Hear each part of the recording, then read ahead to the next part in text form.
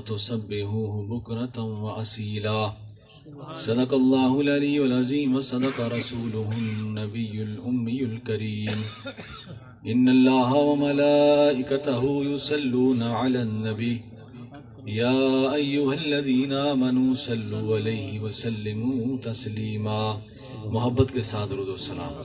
صلاۃ و سلام علیک یا سیدی یا رسول اللہ وعلی آلک و اصحابک یا سیدی یا حبیب اللہ. الصلاۃ والسلام علیک یا سیدی یا رسول اللہ وعلی آلک و اصحابک یا سیدی یا حبیب اللہ. الصلاۃ والسلام علیک یا سیدی یا رسول اللہ وعلی آلک. برادران اسلام، حاضرین محفل، میزبان محفل جناب حاجی اللہ دیتا صاحب، جناب کلیم اللہ صاحب اور دیگر برادران طریقہ جناب صدیق صاحب اور معزز علماء کرام، مجھ سے پہلے حضرت علامہ مولانا ناصر چشتی صاحب بڑے خوبصورت انداز میں حضور کی مدح ثنائی فرما رہے تھے، اور ان سے پہلے جناب محمد ارشد تبسم صاحب، سید تنویر حسین شاہ صاحب اور سید ذیشان شاہ صاحب ماشاءاللہ بڑے اچھے انداز میں حضور کی بارگاہ میں ہدیات پیش کر رہے تھے. میری دعا ہے کہ اللہ تعالیٰ ان سب کے نعتیہ کلام کو جو قرہ حضرات نے تلاوت فرمائی، ان کی تلاوت کو جو انتظام کیا آپ آئے، سب کو اللہ تعالیٰ کی بارگاہ میں پیش کرتے ہیں. اللہ تعالیٰ قبول فرمائے. حضور علیہ الصلوۃ والسلام کی بارگاہ میں پیش کرتے ہیں اور آپ کی آل پاک، آپ کے صحابہ کرام کی بارگاہ میں پیش کرتے ہیں. اللہ تعالیٰ قبول فرمائے. حضرات محترم، جیسا کہ وقت کافی ہو چکا ہے اور آپ بھی کافی دیر سے بیٹھے ہیں، لیکن اللہ تعالیٰ نے سردیوں کی راتیں بڑی لمبی بنائی ہیں اور بندہ 12 تک بھی محفل ہو تو بندہ 5 گھنٹے سو لیتا ہے. مقصد اس محفل کا یہ ہوتا ہے کہ ہم سرکار کا ذکر بھی سنیں اور صبح فجر کی نماز بھی ٹائم پہ پڑھیں. سبحان اللہ. مگر ایسا نہ کہ 4 بجے تک محفل کرتے رہیں، جھومتے رہیں، اور جو اصل مقصد ہے جس سے سرکار کی آنکھوں کو ٹھنڈک نصیب ہوتی ہے وہ رہ جائے تو پھر مقصد فوت ہو جاتا ہے. اسی طرح ہوتا ہے جیسے بندہ بغیر وضو کے ساری رات نماز پڑھتا رہے. کوشش یہ کرنی چاہیے کہ یہ محافل بھی ہوں، ایک کو اس کی کام ہی رکھے، محافل بھی ہوں، درس بھی ہوں، نعتیں بھی سنی جائیں اور اکتاہٹ سے پہلے یہ معاملہ ختم بھی ہو جائے، صبح کی نماز بھی پڑھی جائے، تو میں سمجھتا ہوں کہ وہ ساری رات ہی یوں لکھی جاتی ہے جیسے ساری رات بندہ اللہ اس کے رسول کا ذکر کرتا رہا. ایک حدیث پاک حضرت عبداللہ ابن مسعود رضی اللہ تعالیٰ عنہما آپ صحابہ کرام کو خطاب فرماتے تھے، تو صحابہ کرام نے عرض کی کہ اے ہمارے دوست، ہم چاہتے ہیں کہ آپ ہر روز ہمیں درس کریں. تو آپ نے فرمایا میں اسی طرح کرتا ہوں جس طرح اللہ کے رسول کیا کرتے تھے، ہر سمار یا جمعرات. ایک تو تھا نا جب وحی آتی اسی وقت وہ اللہ کے نبی بیان فرما دیتے، جو اسپیشل درس ہوتا ہے وہ ہر سمار یا جمعرات کو. تو آپ نے فرمایا میں اسی طرح کرتا ہوں جس طرح اللہ کے نبی فرمایا کرتے تھے. اور وہ کیوں؟ فرمایا اسی طرح ہم نے بھی اللہ کے نبی سے عرض کی یا رسول اللہ جی چاہتا ہے کہ آپ گفتگو فرماتے رہیں. سبحان اللہ. اللہ کے نبی کا قرآن پڑھنا، سبحان اللہ، کیا بات. یہاں کوئی نعت خواں یا خطیب طرز لگائے تو سارے جھوم جاتے ہیں. تو اگر خود صاحب قرآن پڑھتے ہوں گے اس وقت عالم کیا ہوگا. جب حسنین کریمین قرآن پڑھتے ہوں گے، جب سیدنا صدیق اکبر قرآن پڑھتے ہوں گے، تب تاجدار ختم نبوت قرآن پڑھتے ہوں گے. تو ہم نے عرض کی یا رسول اللہ صلی اللہ علیہ وآلہ وسلم، آپ جی چاہتا ہے آپ ہر وقت ہمیں بیان فرماتے رہیں. تو آپ نے فرمایا میں اس لیے نہیں کرتا کہیں تم اکتا نہ جاؤ، اور نبی کے سامنے اکتا جانا یہ بندے کو کافر کر دیتا. یہ سمجھ آئی؟ تو اس لیے میرے دوستو بات یہ ہے کہ محفل بھی با مقصد ہو اور انسان کو اللہ اس کے رسول کی باتیں بھی سنائی جائیں، کچھ چسکا بھی آئے، مزہ بھی آئے، ہیں جی، اور صبح فجر کی نماز بھی پڑھی جائے، تو پھر بہار ہی بہار ہے. قیامت تک اور قیامت کے بعد تک دو ذکر ایسے ہیں جو کبھی ختم نہیں ہونے. سبحان اللہ. ایک اللہ کا ذکر ہے، اس کے محبوب کا ذکر ہے. یہ دو ذکر جو ہیں ہوتے رہنے ہیں. اس کی وجہ یہ ہے لا الہ الا اللہ محمد رسول اللہ. سبحان اللہ. یہ دو ذکر ہیں جو نہ کبھی ختم ہوئے ہیں نہ ختم ہوں گے. یہ سمجھ آئی؟ یہ ساری کائنات ختم ہو جانی ہے لیکن یہ ذکر ہوتے رہنا ہے، یہ چلتے رہنا ہے. تو اس لیے جب تک زندگی ہے یہ ذکر کرتے رہیں. لا الہ الا اللہ محمد رسول اللہ، یہ ذکر کرتے رہیں. میں نے جو قرآن پاک کی آیت کریمہ پڑھی ہے اس میں اللہ رب العزت اپنے محبوب کی شان بیان کرتے ہیں. ویسے تو پورا قرآن پاک حضور علیہ الصلوۃ والسلام کی مدح سرائی کر رہا ہے. شداں مداں زیراں زبراں شداں مداں سب شان تیری وچ آئیاں. سبحان اللہ. جنہوں نے قرآن پاک عشق رسول کی روشنی میں پڑھا ہے وہ تو الحمد سے لے کر والناس تک سارا قرآن اسی طرح سمجھتے ہیں جیسے وہ شان محمدی میں اترا ہے.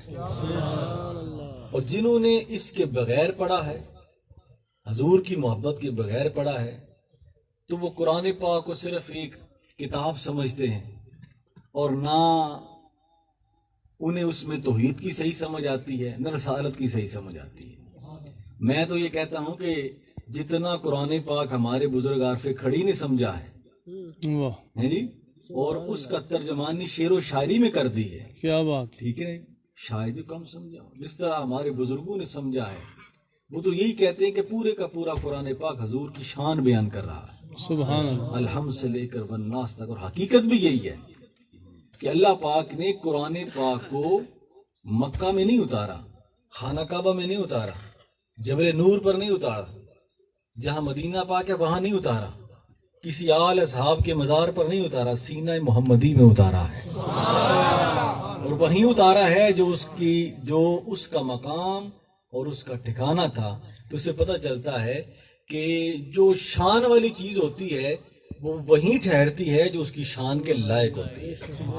ظاہر حضور کا سینہ ویسا ہی ہے جیسا قرآن ہے، اسی لیے تو اللہ پاک نے وہ اپنی امانت حضور کے سینہ پر اتاری. اور یہ حضور کے سینہ مبارک کی برکت ہے کہ آج یہ قرآن پاک چھوٹے چھوٹے بچوں کے سینوں میں محفوظ ہو جاتا ہے. سبحان اللہ. محدثین فرماتے ہیں کہ اگر حضور کے سینے پر قرآن نہ اترتا تو حضور کا کوئی امتی بھی حافظ قرآن نہ ہوتا. یہ حضور کے سینہ انور کی رحمت ہے کہ قرآن وہاں اترا. پھر حضور کے فیوز و برکات کی برکت سے تمام وہ حفاظ کرام جن کے نصیب میں اللہ تعالیٰ نے قرآن پاک کا حفظ لکھا تھا انہوں نے قرآن پاک کو یاد کر لیا، ورنہ قرآن پاک کا حافظ ہی کوئی نہ ہوتا. تو میرے دوستو، اللہ تعالیٰ ارشاد فرماتے ہیں وَتُعَزِّرُوهُ وَتُعَكِّرُوهُ. یہ دو سیغے اللہ پاک نے بڑی شدت کے ساتھ فرمائے. وَتُعَزِّرُوهُ وَتُعَكِّرُوهُ. اللہ پاک فرماتے ہیں میرے محبوب کی بہت زیادہ تعظیم کرو.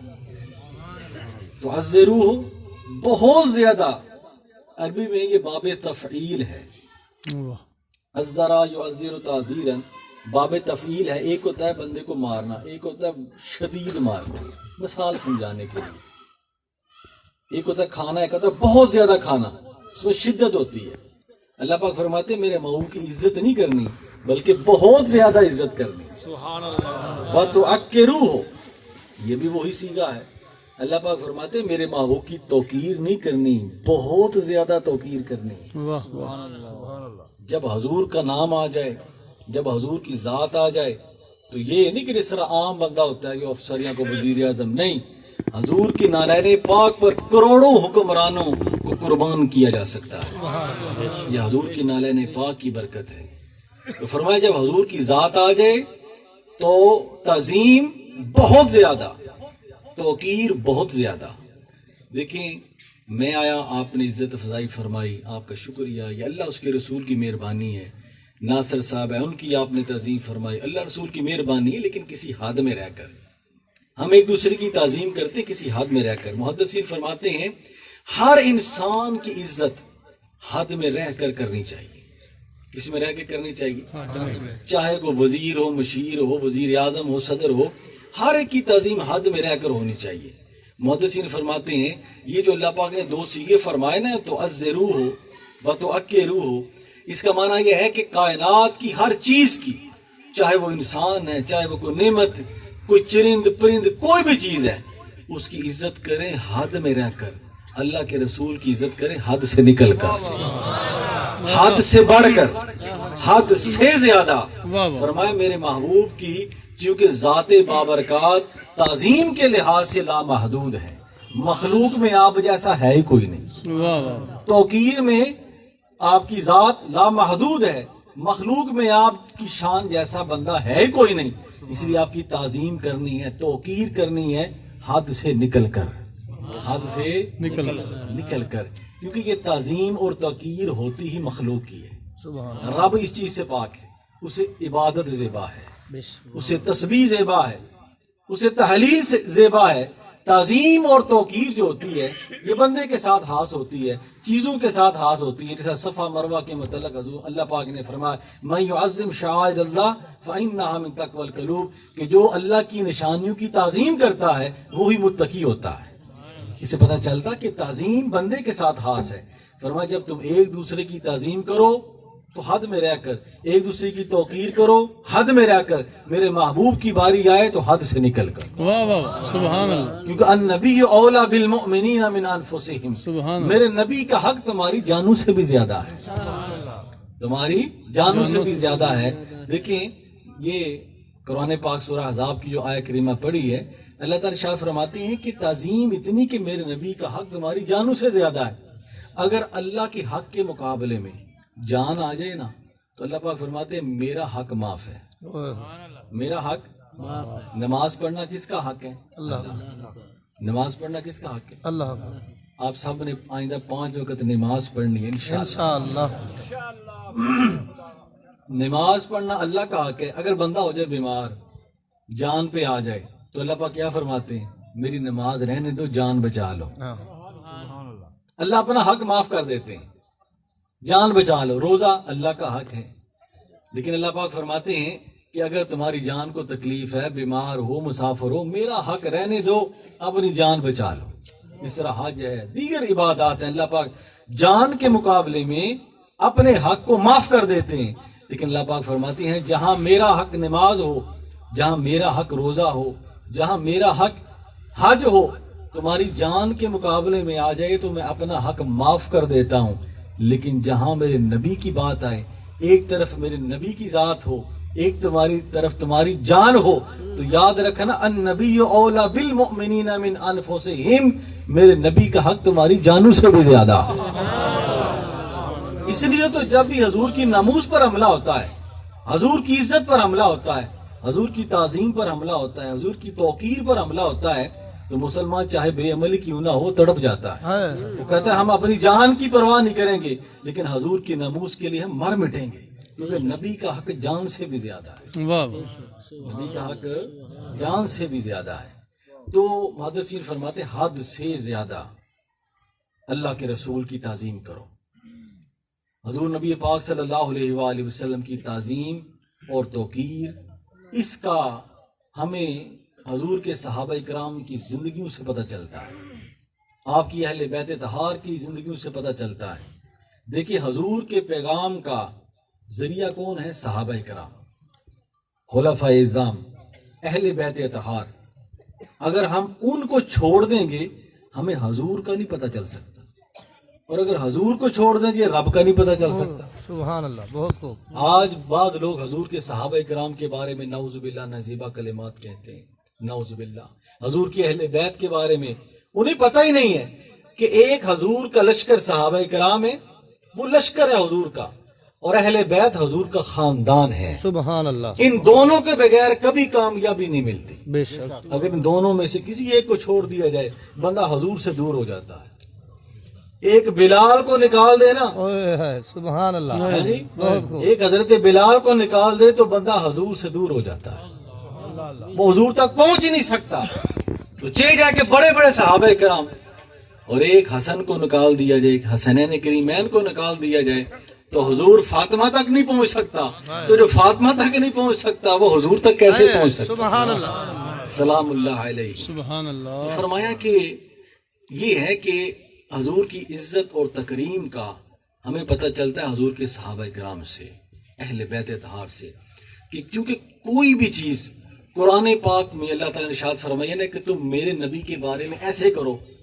ایک ہے نماز کا حکم، واقیم الصلاۃ، نماز پڑھو۔ یا اللہ کیسے پڑھیں؟ تو حضور نے فرمایا اس طرح پڑھو جس طرح مجھے پڑھتا ہوا دیکھو۔ سبحان اللہ۔ رب کا معاملہ ہو تو اللہ پاک نے فرمایا میرے محبوب کی طرف دیکھو۔ حج کیسے کرنا ہے؟ میرے محبوب کی طرف دیکھو۔ نماز کیسے پڑھنی؟ میرے محبوب کی طرف دیکھو۔ روزہ کیسے رکھنا ہے؟ میرے محبوب کی طرف دیکھو۔ کاروبار کیسے کرنا ہے؟ میرے رسول کی طرف دیکھو۔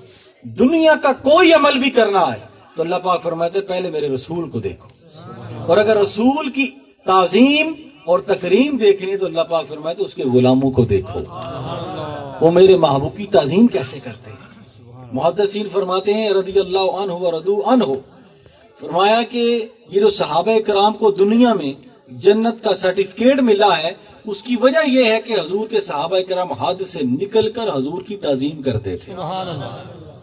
ورنہ نماز تو عبداللہ بن ابی منافق بھی پیچھے پڑتا تھا، لیکن وہ منافق ہی رہا۔ اس کی وجہ یہ ہے کہ وہ حضور کی تعظیم نہیں کرتا تھا، حضور کی توقیر نہیں کرتا تھا، دل میں بغض رکھتا تھا۔ اللہ پاک نے فرمایا اس کی نمازیں پھینکو، اس کے منہ پر مار دو، اس کے روزے اس کے منہ پر مار دو۔ جو میرے رسول کا نہیں وہ میرا نہیں، جو ان کا نہیں ہمارا نہیں۔ تو فرمایا کہ میرے محبوب کے غلاموں کو دیکھو کہ میرے محبوب کی کیسی تعظیم کرتے ہیں۔ اس کے چند نمونے آپ کے سامنے پیش کرتا ہوں۔ حضرت عروہ بن مسعود الثقفی یہ اس وقت مسلمان نہیں ہوئے تھے، صلح حدیبیہ کے موقع پر جب حضور علیہ الصلوۃ والسلام 1400 صحابہ کرام کے ساتھ مدینہ سے مکہ پاک تشریف لائے، حدیبیہ کے مقام پر رک گئے جہاں حضرت عثمان غنی رضی اللہ تعالیٰ کی شہادت کی خبر پھیلی۔ تو اس سے پہلے ابو جہل ابو لہب نے کہا یار عروہ بن مسعود جا کر دیکھو تو صحیح کہ محمد صلی اللہ علیہ وآلہ وسلم کے غلام، ان کے چاہنے والے ان کے ساتھ معاملہ کیا کرتے ہیں۔ جاسوسی کے لیے بھیجا۔ آج بھی یہ دیکھ لیں کہ جب کسی جاسوس کو بھیجا جاتا ہے کسی بھی مشن پر تو پہلے دیکھا جاتا ہے جا کر دیکھو کہ ان کا ڈسپلن کیا ہے۔ یہ نہیں دیکھتے ان کے پاس ہتھیار کون سے ہیں، ہتھیار تو کسی کو نظر ہی نہیں آتے، وہ دیکھتے ہیں کہ جا کر دیکھو ان کا ڈسپلن کیا ہے۔ میں ارشد صاحب کو بھیجتا ہوں، یہ ناصر چشتی صاحب کو، فلاں ادارے میں جائیں، وہاں جا کر دیکھیں نظام کیسا چل رہا ہے، ان کا طریقہ کار کیا ہے۔ تو عروہ بن مسعود کو ابو جہل نے بھیجا، ابو لہب نے، جا کر دیکھو کہ محمد اور اس کے غلاموں کا، ساتھیوں کا آپس میں معاملہ کیا ہے، کرتے کیا ہے۔ حضرت عروہ بن مسعود جو اس وقت مسلمان نہیں ہوئے تھے تو فرمایا کہ میں گیا، میں نے وہاں ایک عجیب منظر دیکھا، حضور کی تعظیم کی، حضور کی توقیر کیا، ایسا سین میں نے وہاں دیکھا کہ کیسر و کسریٰ کے بادشاہوں کو بھی اپنے درباریوں سے ایسی عزت نہیں ملتی تھی جو سرکار کے صحابہ حضور کے ساتھ کرتے۔ سبحان اللہ، سبحان اللہ، دو تین اللہ اکبر، یا رسول تو فرمایا کہ جیسا وہ معاملہ کرتے تھے۔ فرمایا کیا کرتے تھے؟ حضرت عروہ بن مسعود فرماتے ہیں میں نے دیکھا کہ اللہ کے نبی وضو فرماتے ہیں، وضو کا پانی حضور کے صحابہ نیچے نہیں کرنے دیتے۔ اب آپ خود اندازہ لگا لیں، ایک بندہ وضو کر رہا ہو تو اس کا پانی نیچے نہ گرنا دینا، اس میں کتنی مشقت ہوتی ہے، وہ کس طرح کرتے ہوں گے، سرکار وضو کس طرح کرتے ہوں گے۔ سرکار منع نہیں فرماتے تھے، اپنے غلاموں کو پانی اٹھانے دیتے تھے۔ سبحان اللہ، حالانکہ یہ قرآن میں کہیں نہیں آیا، یہ قرآن میں آیا نہیں آیا، کہیں نہیں آیا ایمان والو نبی کا وضو کا پانی اپنے اوپر اٹھا لو۔ یہ میں نے آپ کو پہلے کہا نا کہ حکم یہ ہے کہ تعظیم حد سے نکل کر کرنی، توقیر حد سے نکل کر کرنی ہے۔ تو تعظیم یہ بھی ہے کہ اس پانی کو علیحدہ جو ہے وہ کہیں محفوظ کر کے اس کو پودوں کو لگا دیا جائے، یہ تعظیم محدود ہے۔ اس وضو کے پانی کو ہاتھوں میں رکھنا پھر اپنے جسم پر مل لینا، یہ تعظیم حد سے نکل کر ہے۔ سبحان اللہ، کیا بات۔ تو فرمایا کہ فرماتے ایک اور منظر میں نے دیکھا کہ کئی ایسے صحابہ تھے جن کو پانی نہیں ملا وضو کا۔ اب وہ کیا کرتے تھے وہ یہ کرتے تھے کہ جس کے ساتھ جس کو حضور کا وضو کا پانی ملا ہے، جس نے جسم پر لگایا ہے، دوسرے صحابی اس کے جسم کو ہاتھ لگا کے اپنے جسم پر پھیر لیتے تھے، برکت سے برکت حاصل کرتے تھے، ہاتھ سے نکل کر اپنے محبوب کی تعظیم کرتے تھے۔ فرماتے ہیں میں نے دیکھا کہ حضور کا لعاب دہن وہ زمین پر نہیں کہ جسم پر مل لیتے، تو میں واپس آیا، میں نے یہ دو چیزیں دیکھی، نہ کوئی تیر دیکھا نہ تلوار دیکھی، کوئی منظر میں نے نہیں دیکھا۔ میں نے جا کر ابو جہل ابو لہب سے کہا، میں نے کہا دیکھو بات کرو، بات اصل میں یہ ہے کہ محمد صلی اللہ علیہ وآلہ وسلم آپ کی ذات سے کبھی جنگ نہ کرنا۔ انہوں نے کہا کیا بات ہے کہ ان کے پاس ہتھیار ہیں، گھوڑے ہیں، ہاتھی ہیں، پر میں نے گھوڑے ہاتھیوں کی طرف تو دیکھا ہی نہیں۔ سبحان اللہ۔ گویا یوں کہہ رہے تھے میں تو ذات مصطفیٰ میں گم ہو گیا۔ میں نے یہ دو چیزیں دیکھی ہیں کہ ان کے وضو کا پانی نیچے نہیں گرنے دیتے، ان کا تھوک مبارک لعاب دہن بھی نیچے نہیں گرنے دیتے۔ جو غلام اپنے آقا سے اتنی محبت کرے اس غلام کو کوئی شکست نہیں دے سکتا، اس آقا کو کبھی ختم کوئی نہیں کر سکتا۔ میں تمہیں منع کرتا ہوں کہ محمد سے کبھی جنگ نہیں کرنی۔ سبحان اللہ۔ جن کے غلام ان کے اتنے وفادار، اللہ اللہ۔ آج بھی کافر یہی جاسوسی کرتا ہے حملے کر کے۔ یہ جو فرانس کا صدر ہے وہ حملہ کرتا ہے حضور کی ذات پر، یہ جاسوسی ہے کہ دیکھو تو صحیح ایمان والے جاگ رہے ہیں کہ نہیں جاگ رہے، لیکن اس کے ہوش ٹکانے آگے اللہ کرے مکمل ٹکانے آ جائیں۔ ابھی اسے کہیں کہیں کمزوری نظر آتی ہے، لیکن اللہ کے شیر علماء حضور کے وفادار وہ اپنی طرف سے رولا ڈالتے ہیں کہ ہم ناموس خاطر کے لیے، ناموس رسالت کے لیے اپنی جان کی بھی پرواہ نہیں کریں گے۔ اسے یہ تو پتہ ہے حکمران کمزور ہیں، لیکن جو مسلمانوں کی عوام الناس ہے وہ بیدار ہیں اور حضور کی ناموس پر کوئی سودا کرنے کے لیے تیار نہیں ہے۔ فرمایا کہ یہ جو حملہ ہوتا ہے اس کے مقابلے میں وہ دیکھتا ہے کہ مسلمانوں کے جذبات کیا ہے، پوری دنیا سے مسلمان نکلے، اور خدا کی قسم اگر تمام حکمران مل کر 58 ملک ہیں اسلامی، صرف فرانس کی مصنوعات ختم کر دیں، ان کے ساتھ بائیکاٹ کر دیں، ان کے سفیروں کو ٹھڈے مار کر گھروں میں بھیج دیں، تو فرانس کی صدر کی ہوش ٹکانے آ جاتی ہے۔ لیکن ہم تو کرتے ہیں، جہاں تک کوشش ہوتی ہے ہم روڑا ڈالتے ہیں، لیکن اللہ کرے حکمرانوں کو بھی یہ بات سمجھ میں آئے کہ ہمارے پاس سرمایہ ہی حضور کی ذات ہے، ہماری پہچان ہی حضور کی ذات ہے، ہمارا سب کچھ حضور کی ذات ہے۔ اگر وہ چیز ہم سے چھوٹ گئی تو ہمارے تو پلے کچھ نہیں ہے۔ حق ہم نے کمال رکھا ہے، بس مصطفیٰ نے سنبھال رکھا سبحان اللہ۔ تو فرمایا میرے محبوب کی تعظیم حد سے زیادہ کرو، اس لیے ان سے جنگ نہ کرنا، کیونکہ وہ ایسے غلام ہیں، ایسے وفادار ہیں جو شان میں نے حضور کی اپنے غلاموں میں دیکھی ہے وہ کیسر و کسرا کے بادشاہ کو بھی حاصل نہیں۔ وہاں تو درباری مجبوری اور تنہا پر عزت کرتے ہیں، یہاں شوق ایمان، شوق محبت، شوق عشق کی وجہ سے اپنے آقا کا لعاب بھی نیچے نہیں گرنے دیتے۔ حضور نبی پاک صلی اللہ علیہ وآلہ وسلم صحابہ کرام کی تعظیم کا یہ عالم تھا کہ حجۃ الوداع کے موقع پر آپ نے جب حجامت کروانی تھی تو آپ نے اپنے حجام کو بلایا اور آپ نے فرمایا کہ پہلے دائیں طرف سے کاٹو۔ اب یہاں بھی وہی عالم ہے، سبحان اللہ۔ صحابہ کرام نے، بخاری مسلم کی حدیث پاک ہے کہ صحابہ کرام نے گھیرے میں لے لیا۔ ایک روایت میں آتا ہے حضور نے فرمایا کہ تم خود ہی میرے بال جمع کرتے جاؤ۔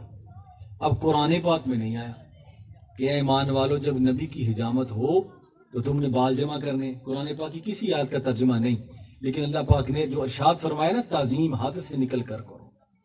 اللہ کی حجامت تو نعوذ باللہ نہیں نا، حجامت تو مخلوق کی ہے، اور تعظیم کا تعلق ہی مخلوق کے ساتھ ہے، توقیر کا تعلق ہی مخلوق کے ساتھ ہے، اور سب سے اعلیٰ مخلوق اور سب سے اعلیٰ بشر اور سب سے اعلیٰ نبی اور سب سے اعلیٰ رسول ہے ہی ہمارے آقا و مولا۔ تو تعظیم کا اعلیٰ معیار بھی اس کا جو اپلائی ہے وہ بھی حضور کی ذات پر ہونی ہے۔ تو فرمایا کہ آپ کے بال کاٹے جا رہے ہیں تو تمام صحابہ کرام وہ بال جمع کر رہے ہیں، آپ کے منہ مبارک جمع کر رہے ہیں، اور پہلے دائیں طرف سے پھر بائیں طرف سے۔ ایسا منظر کبھی کسی نے دیکھا ہے؟ حضور نے فرمایا مجھے اپنے جیسا سمجھنے والوں، کیونکہ حضور کو پتا تھا، ہمارے آقا مولا کو پتا تھا کہ بعض لوگ ایسے بھی آئیں گے جو کہیں گے کہ حضور ہمارے جیسے ہیں، ان کو سمجھانے کے لیے تم میری بات کیا کرتے ہو, میرے بال بھی کسی کے بال کی طرح نہیں. سبحان اللہ سبحان اللہ. یہاں کو باپ اپنے بال کاٹ کے بیٹے کو کہ بیٹا اسے اپنے سر پر لگا لو, کہ ابا جی جراثیم منو دے چڑھے, پہلے کرونا پھیلے ہیں جی. ایک بندہ دوسرے بندے سے ہچکچا رہا ہے, کوئی سلام نہیں دے رہا, بیٹا اپنے باپ سے کہے کہ جناب یہ میرے بال ہیں آپ اسے سنبھال کے رکھیں, یا وہ کہے گا بیٹا کرونا ہے, جو تیرے جسم سے اتر گئے وہ بال نہیں, وہ کوڑا بن گئے ہیں جی. تو وہ چیز نہیں, لیکن یہ سرکار کے منہ مبارک ہے. تو فرمایا کہ وہ بال جب جمع ہو گئے, آپ نے فرمایا میرے صحابہ ایک ایک دو دو منہ مبارک سب میں تقسیم کر دو. حضور اپنی تعظیم اپنے صحابہ کرام کو سکھا رہے ہیں. نبی ہوتا بشر ہے لیکن وہ عام بشر نہیں ہوتا, بلکہ وہ خاص الخاص بشر ہوتا ہے. اسی لیے تو ہم کہتے ہیں, محدثین بھی فرماتے ہیں کہ حضور ہیں بشر لیکن تم نہ کہا کرو, کیونکہ تمہارا ذہن چھوٹا ہے. ہو سکتا ہے تم بشر کی تعریف میں وہ سمجھ جاؤ جس طرح تم ایک دوسرے کو سمجھتے ہو. بشر یا خدا کہہ سکتا ہے اپنے نبی کو, یہ نبی خود اپنے آپ کو کہہ سکتا ہے. سبحان اللہ. بہت بندے کا کام یہی ہے, امتی کا کام یہی ہے, وہ یا رسول اللہ کہے یا نبی اللہ کہے. سبحان اللہ. ویسے میں نے جتنی حدیث پڑھی ہیں پڑھائی ہیں, میں نے دیکھا حضور کے صحابہ, حضور کی آل ازواج صاحب سارے حضور کو یا رسول اللہ کہتے تھے. کہیں کہیں آیا یا نبی اللہ, وہ سارے یا رسول اللہ کہتے. ابھی امی یا رسول اللہ, میرے ماں باپ آپ پر قربان ہو, فدا کا ابی و امی, یہی آپ فرماتے. تو فرمایا کہ اللہ کو حق ہے یا حضور کو خود حق ہے کہ وہ اپنے آپ کو بشر کہیں. ہمارا حق ہے ہم یا رسول اللہ کہیں, اللہ کا محبوب کہیں. تو منہ مبارک وہ جمع ہوئے. حضرت خالد بن ولید رضی اللہ تعالیٰ جو جرنیل تھے, اللہ کی تلواروں میں سے ایک تلوار سرکار نے ان کو فرمایا ہے. تو فرمایا کہ یہ فرماتے ہیں کہ 2-4 بال مجھے بھی مل گئے, میں نے وہ اپنی ٹوپی میں سی لیے. سبحان اللہ. اب یہ کہیں نہیں لکھا میرے دوستو کہ یہ بال مبارک منہ مبارک تم نے ٹوپی میں سینے ہیں یا اپنی قمیض میں سینے ہیں, نہ سرکار نے فرمایا. حضور نے بال تقسیم فرما دیے, یہ سمجھا دیا کہ میرے منہ مبارک یہ عام نہیں ہے, ان کی تعظیم کرنا. حضرت خالد بن ولید فرماتے میں نے ٹوپی میں سی لیے. فرماتے ہیں میں ٹوپی پہن کر جس جنگ میں جاتا اللہ مجھے فتح دے دیتا. سبحان اللہ. سبحان اللہ. وَتُعَزِّرُوهُ وَتُعَكِّرُوهُ. ایک جنگ میں آپ تشریف لے گئے, 9 تلواریں ٹوٹ گئی, فتح نہیں ہوئی. بڑے پریشان ہوئے, کیا بات ہے کہ 9 تلواریں, کبھی ایک تلوار نہیں ٹوٹی, 9 تلواریں ٹوٹ گئیں. جب 9ویں تلوار ٹوٹی نا تو بڑے گھبرا گئے, پریشان ہوئے, اپنے سر پر ہاتھ پھیرا تو ٹوپی کوئی نہیں. اب فتح کون دیتا ہے؟ اللہ دیتا ہے. فتح کون دیتا ہے؟ اللہ دیتا ہے. لیکن اللہ اسی وقت دیتا ہے جو محبوب کا بن کے لڑی جاتی ہے, جو اللہ کے رسول کا بن کے لڑی جاتی ہے. آپ دیکھیں نا کہیں جہاد ہو رہے ہیں, سارا کچھ ہو رہا ہے, نعرہ تکبیر لگ رہا ہے, نعرہ رسالت نہیں لگ رہا, تو فتح کیسے آئے, کامیابی کیسے ہو, کیسے ہمیں کشمیر مل جائے؟ یہ اللہ اس کے ان تنصر اللہ ینصرکم, اگر تم اللہ کی مدد کرو گے اللہ تمہاری مدد کرے گا. اس کا مطلب یہ نہیں کہ اللہ کو ہماری مدد کی ضرورت ہے, نہیں. اللہ جس ذرائع کے ذریعے فتح دیتا ہے ان ذرائع کو پکڑو. وابتغوا الیہ الوسیلہ, اللہ تک پہنچنے کے لیے وسیلہ پکڑو. سبحان اللہ. تو فرمایا حضرت خالد بن ولید, ان کا عقیدہ مضبوط تھا یا ہمارا عقیدہ مضبوط ہے؟ ان کا, جو جنہوں نے حضور کو دیکھا, حضور کے صحابہ کرام ہیں, حضور کی اہل بیت اطہار ہیں, اولیاء اعظام ہیں, تابعین تبع تابعین ہیں. تو فرمایا کہ میں اپنی صفوں کو چیرتا ہوا, بعض صحابہ فرماتے ہیں ہم سمجھے کہ حضرت خالد بن ولید بھاگ گئے ہیں, صفوں کو چیرتے ہوئے بھاگ رہے ہیں. ہم نے آواز دی جناب یہ کیا ہو گیا, آپ ہمارے سپاہ سالار ہیں, بھاگ کیوں رہے ہیں؟ آپ نے فرمایا خاموش ہو جائے, غلطی ہو گئی. آپ دوڑتے ہوئے جا رہے ہیں. ایک روایت میں آتی ہے آپ کی زوجہ جو ہے نا وہ ٹوپی لے کر آ رہی تھی, ایک روایت میں ہے کہ آپ خیمے میں چلے گئے اور کہا کہ میری ٹوپی کہاں ہے؟ کیا ہوا؟ فرمایا مجھے اللہ تعالیٰ کی طرف سے فتح نہیں آ رہی. فرمایا وہ ٹوپی پہنی, تلوار ہاتھ میں پکڑی, تلوار چلائی بھی نہیں, اللہ نے فتح عطا فرمایا. نعرہ تکبیر, نعرہ رسالت, نعرہ رسالت, نعرہ تحقیق, نعرہ حیدری. اگر کوئی بندہ پوچھے نا کہ یہ وسیلہ کیا چیز ہوتی ہے, تو تو اسے حضرت خالد بن ولید کا یہ واقعہ سنایا کریں. واہ واہ. یہ سارے مسلک کی کتابوں میں یہ واقعہ لکھا ہوا ہے، چاہے بریلوی ہوں، چاہے دیوبندی ہوں، اہل حدیث ہوں، اہل تشیع ہوں، سب کی کتابوں میں یہ واقعہ لکھا ہوا ہے. اس کا اسے یہ پوچھے کہ یہ ٹوپی کیا چیز ہے، واہ. یہ ٹوپی کی وجہ سے آپ نے کیوں فرمایا مجھے فتح حاصل ہوگی؟ فتح رب ہی دیتا ہے، ہمارا یہ ایمان ہے، یقین ہے، لیکن اللہ پاک حضور کے وسیلے سے فتح عطا فرماتے ہیں. یہ حدیث سنا دیا کریں کہ یہ کیا بات ہے. تو فرمایا کہ جب وہ ٹوپی لی تو میں کیا اللہ پاک نے بغیر تلوار کے مجھے فتح عطا فرما دی، مجھے کامیابی عطا فرما دی. وَتُعَزِّرُوهُ وَتُعَكِّرُوهُ، میرے محبوب کی تعظیم حد سے بڑھ کر کرو. اور صحابہ کرام نا حضور کی محبت میں تعظیم دیوانے تھے. حضرت ابو سعید خدری فرماتے ہیں رضی اللہ تعالیٰ عنہ، مشکاۃ شریف کی حدیث پاک ہے، میں بھی 4-5 دن پہلے پڑھا رہا تھا. تو حضرت ابو سعید خدری فرماتے ہیں کہ میں ایک دفعہ نا سرکار سے ملا تو آپ فرماتے ہیں کہ پتہ نہیں وہ عید الفطر کا دن تھا یا عید الاضحیٰ کا دن تھا. اب ایک بندہ عید پڑھنے کے لیے جائے، اسے پتہ ہوتا ہے نا کہ یہ چھوٹی عید ہے یا بڑی عید ہے، پتہ ہوتا ہے کہ نہیں ہوتا؟ چھوٹی عید کو پتہ ہوتا ہے فطرانہ دن ہے، عید پڑھنی ہے یا کچھ کھا کے جانا ہے، عید پڑھنی، روزے رکھے ہوتے ہیں، پتہ ہوتا ہے. اور بڑی عید کو پتہ ہوتا ہے کہ کوئی ہم نے بچہ وغیرہ بھی قربان کرنا ہے، بکرا کرنا ہے، سارا ذہن میں ہوتا ہے، جانور لیا ہوتا ہے، ذہن میں ہوتا ہے کہ یہ بڑی عید ہے.